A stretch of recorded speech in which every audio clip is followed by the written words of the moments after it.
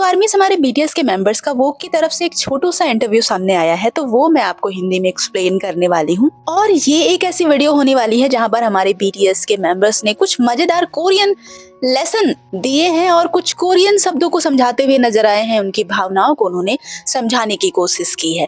तो चलो बिना देरी के वीडियो को शुरू करते हैं।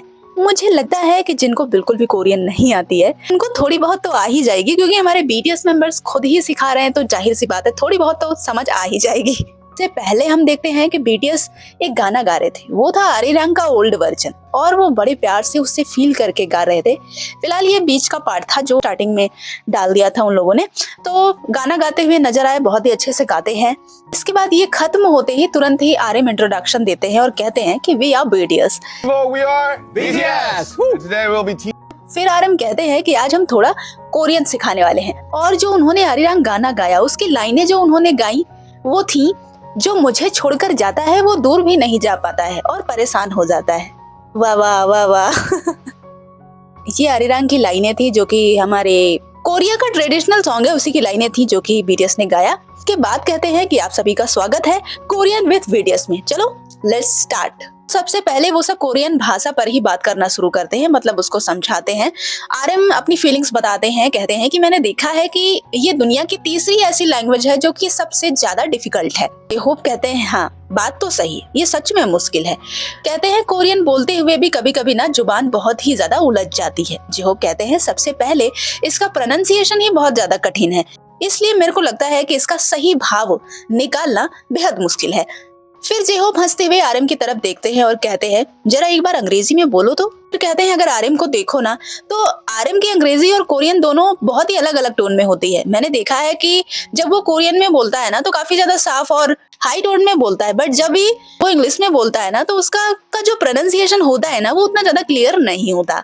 तो आर्यम इस बात से बिल्कुल सेटिस्फाइड है, कहते हैं yes yes that's right that's right. फिर इसके बाद हमारे आर्यम खुल के बताते हैं कि मुझे लगता है ना कि जब भी मैं इंग्लिश बोल रहा होता हूँ ना तो मैं देखता हूँ कि मैं एक ही सुर में रहता हूँ यार। और चूंकि कोरियन मेरी मातृभाषा है, मदर टंग है, इस वजह से उसे मैं पूरी तरह से जानता हूँ, अंदर बाहर अच्छी तरीके से जानता हूँ। इसलिए मुझे लगता है कि उसे मैं ठीक से क्लियरली जाहिर कर पाता हूँ, बोल पाता हूँ, बता पाता हूँ। जो मैं कहना चाहता हूँ एग्जैक्टली वो चीज मैं जाहिर कर पाता हूँ लोगों के सामने, बता पाता हूँ अच्छे से। फिर हमारे आर्यम एग्जाम्पल देके समझाते, जैसा कि आपको पता है हमारे आर्यम बहुत ही ज्यादा ब्रिलियंट है, बहुत ही ज्यादा। तो वो अच्छे से समझा लेंगे ना तभी आगे बढ़ेंगे। तो वो एक इतना प्यारा सा और फनी सा एग्जाम्पल देते हैं ना, मेरे को इतनी ज्यादा हंसी आती है और मेरी हंसी नहीं रुकती। ओह माय गॉड आर्यम, ये कमाल था यार। तो आर्यम कहते हैं कि फॉर एग्जाम्पल हमारा यूएस में कॉन्सर्ट था ना मई 2018 में, है ना, याद है ना सबको? हाँ, तो पता है एक क्रू मेंबर ने ना कॉन्सर्ट के पहले मेरे से बोला कि यो ब्रेक अ लेग। मुझे बताने के पहले ही हंसी आ रही। तो वो जो क्रू का मेंबर था ना, जब कॉन्सर्ट स्टेज पर चढ़ रहे थे आर्यम से कहता है कि यू ब्रेक अ लेग। तो आर्यम कहते हैं कि जब उसने मुझसे ये कहा ना तो मैं काफी ज्यादा दुविधा में पड़ गया कि क्या मेरा कॉन्सर्ट है और मैं जस्ट स्टेज पर चढ़ने जा रहा हूँ और ये मेरे से बोल रहा है कि मैं अपना पैर तोड़ लूं। What was that? क्या था ये यार? मतलब आर्यम को बिल्कुल नहीं समझ आया। बड़ी क्यूटली वो एक्सप्लेन कर रहे थे। फिर आर्यम कहते हैं कि ये चीज मेरे मन में चल रही थी। देन मैंने क्या करा ना कि इसका मीनिंग निकाला।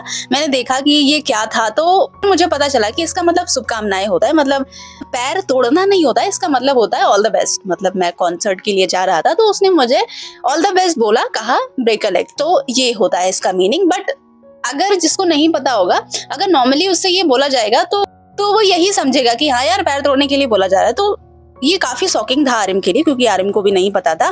तो आर्यम कहते हैं यार कभी कभी इंग्लिश में चीजें ना बहुत ही ज्यादा वियर्ड हो जाती हैं। मुझे लगता है कि इसकी बारीकियों को समझना ना कभी कभी बहुत मुश्किल होता है। आर्यम ने क्या ही सोचा होगा। तो आर्यम कहते हैं जब मैंने देख लिया, मुझे समझ में आ गया, तो मैंने कहा ओह अच्छा इसका ये मतलब होता है, ओह ओके ओके। इसके बाद जेहोप कहते हैं सही कहा। इसके बाद हमारे आर्यम कहते हैं कि चलो अब हम कुछ टिप्स देते हैं कोरियन सीखने के लिए आपको। तो वो टिप्स देते हैं। अब टिप्स आप देखो कौन कौन से टिप्स देते हैं। रियली यार इट्स सो फनी। तो आर्यम कहते हैं कि बीटीएस की वीडियोस देखो, और फिर जेहोप कहते हैं कोरियन ड्रामा देखो। उसके बाद हमारा बिल्ला भी एक टिप देता है और वो कहता है कि कोरिया में आकर आप रह सकते हो, उससे भी काफी ज्यादा सीख जाओगे आप। ठीक है सुगा, फिर मैं आ रही हूँ, ओके? बस मेरे को ना एक घर दे दो वहां पे, बस उतना बहुत रहेगा। मेरे को एक घर दिला दो, फिर मैं बाकी अरेंजमेंट कर लूंगी, फिर मैं कोरियन सीख लूंगी, ओके? ओ हमारा बिल्ला। तो हमारे सुगा की ये टिप कैसे लगी कमेंट में जरूर बताना। वैसे मैं सोच रही हूँ कि कोरियन ड्रामा तो मैं बहुत बहुत ज्यादा देख चुकी हूँ। मुझे कोरियन ड्रामा देखकर तो कोई लैंग्वेज नहीं आई, इसलिए क्योंकि यार हम लोग तो हिंदी में देखते हैं, तो कहाँ से आएगी। इसके बाद हमारे आर्यन कहते हैं कि कोरियन बॉयफ्रेंड गर्लफ्रेंड बना लो। वाह अरे वाह, ये वाला तो मेरे को बहुत गजब लगा। बट कोरियन बॉयफ्रेंड बनेगा कैसे, कहाँ पे मिलेगा वो? फिर सब हंसते हैं और आर्यन कहते हैं कि ये सबसे मुझे लगता है कि फास्ट तरीका होगा कोरियन लैंग्वेज सीखने और बोलने का। बताओ आर्मी, जिसमें से कौन सी टिप आपको सबसे ज्यादा पसंद आई, कमेंट में जरूर बताना, ठीक है? अच्छा, अगर हमारे बीटीएस अपनी आर्मीज के लिए कोरियन लैंग्वेज क्लासेस शुरू कर दे तो यूट्यूब पर, है ना? इतनी सारी आर्मी जुड़ जाए ना, मतलब भाई बवाल ही मच जाए। ऐसा कभी नहीं हो सकता, ही सपनों में जरूर हो सकता है। चलो आगे बढ़ते हैं। इसके बाद एक शब्द वो लोग सेलेक्ट करते हैं और वो होता है खब जागो। खब जागो कहते हैं, इसका मतलब होता है लेट्स गो, चलो चलते हैं। फिर वो इसको एक्सप्लेन करते हैं कि किस किस जगह पर आप इसे बोल सकते हो, जो कि आपको पता ही है कि कहाँ पर चलो चलते हैं बोलते हैं। तो मुझे लगता है इसके लिए एक्सप्लेनेशन की जरूरत नहीं। आगे बढ़ते हैं। दूसरा शब्द वो लोग बताते हैं चीमैक। चीमैक कहते हैं, इसका मतलब होता है चिकन बियर। तो सुगा कहते हैं कि ये कोरियन में पबों के मेन्यू का हिस्सा है ना। मुझे लगता है ये अपने आप जुड़कर एक शब्द बन गया है। तो जिहोब कहते हैं कि मुझे लगता है कि चीमैक लोग ज्यादा स्पोर्ट्स देखते टाइम या फिर कुछ देखते टाइम ही ज्यादा इसे खाते हैं। सुगा कहते हैं कि मुझे तो लगता है कि कोरियंस को ये करते हुए चिकन भी खाना काफी ज्यादा पसंद है। सुगा कहते हैं कि लेकिन चीमैक के लिए ना कोरियन फ्राइड चिकन और ड्राफ्ट बियर भी रखना चाहिए साथ में। तो इसके बाद सुगा आर्यन से पूछते हैं कि क्या आप इसे तब इस्तेमाल करते हैं जब आप कुछ देख रहे होते हैं, मतलब जब आप लंबे समय के लिए कुछ देखने जा रहे हो, जैसे टीवी वगैरह, मूवी वगैरह जो लंबा चलता है ना, तो वो ये कहते हैं, वो आर्यन से ऐसा पूछते हैं। तो आर्यन कहते हैं कि काम के लास्ट में, जब काम वाम पूरी तरह से खत्म हो जाता है उसके बाद। तो यही सब वो बताते हैं। उसके बाद आर्यन कहते हैं कि अगर आप लोग कोरिया पहली बार आ रहे हो ना, तो मैं ये कहता हूँ कि डेफिनेटली फ्राइड चिकन ट्राई करो। और वो एक दो नाम और लेते हैं, पता नहीं कुछ अजीब सा, वो मेरे को बिल्कुल नहीं समझ आया। तो वो ये बताते हैं कि जरूर खाना। इसके बाद अगला शब्द बताते हैं, वो होता है हुनबब। हुनबब मतलब अकेले खाना। तो सुगा इसकी छोटी सी डेफिनेशन बताते हैं, कहते हैं अकेले खाने की क्रिया को ही हुनबब कहते हैं। तो यहाँ पर हमारे जंगो कहते हैं कि पता है, मैंने देखा है, मेरे को लगता है ऐसा कि अब्रॉड में ज्यादातर लोग हम बॉब खाते हैं, राइट? तो आर्यन कहते हैं उसके बाद सुगा कहते हैं अरे यार मैं भी तो अकेले ही खाता हूँ। तो जंगो कहते हैं नहीं नहीं, मैं ये कह रहा हूँ कि मुझे लगता है ना कि कोरिया के कंपैरिजन में बाहर ये ज्यादा है। तो सुगा हमारे आर्यन के ऊपर मजाक करते हुए कहते हैं कि पता है जब मैं हन्नाम डोंग में हूँ ना, तो आर्यन किसी गुकबाब रेस्टोरेंट में अकेले खा रहा होता है। फिर हंसते हुए कहते हैं कि और फिर मैं किसी बारबेक्यू रेस्टोरेंट में अकेले खाऊंगा।